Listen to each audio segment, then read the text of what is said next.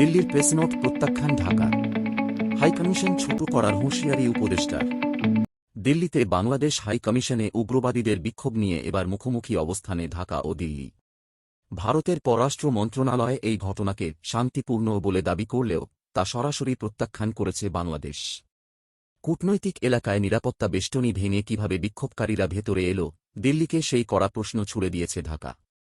দিল্লির ঘটনার পর রোববার ভারতের পররাষ্ট্র মন্ত্রণালয়ের মুখপাত্র রণধীর জয়সওয়াল একটি বিবৃতি দেন। তিনি দাবি করেন, ২০ থেকে ২৫ জন যুবক ময়মনসিংহে দীপু চন্দ্র দাস হত্যার প্রতিবাদে সেখানে শান্তিপূর্ণ বিক্ষোভ করেছে। ভারতের দাবি, বাংলাদেশের কিছু গণমাধ্যম এই ঘটনা নিয়ে বিভ্রান্তিকর প্রোপাগান্ডা ছড়াচ্ছে। জয়সওয়াল আরও বলেন, সেখানে নিরাপত্তা লঙ্ঘনের কোনো ঘটনা ঘটেনি এবং পুলিশ কয়েক মিনিটের মধ্যেই তাদের সরিয়ে দিয়েছে। তবে ভারতের এই প্রেসনোট বা ব্যাখ্যাকে পুরোপুরি নাকচ করে দিয়েছে বাংলাদেশ। পররাষ্ট্র উপদেষ্টা মোহাম্মদ তৌহিদ হোসেন আজ সাংবাদিকদের বলেন, দিল্লির মতো সুরক্ষিত কূটনৈতিক এলাকার এত ভেতরে বিক্ষোভকারীরা কিভাবে পৌঁছাল, সেটাই এখন সবচেয়ে বড় প্রশ্ন। উপদেষ্টা আরও স্পষ্ট করে জানিয়েছেন, যদি পরিস্থিতির উন্নতি না হয় এবং নিরাপত্তা নিশ্চিত না করা যায়, তবে প্রয়োজনে ভারতে বাংলাদেশের মিশন বা দূতাবাসের আকার ছোট করে আনা হতে পারে।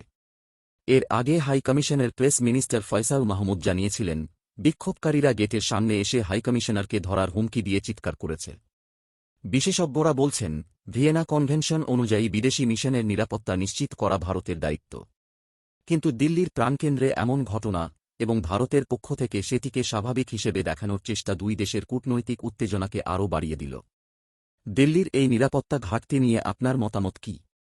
ভারত কি সত্যিই তার ভূখণ্ডে বাংলাদেশের কূটনীতিকদের নিরাপত্তা দিতে ব্যর্থ হচ্ছে? কমেন্টে আমাদের জানান।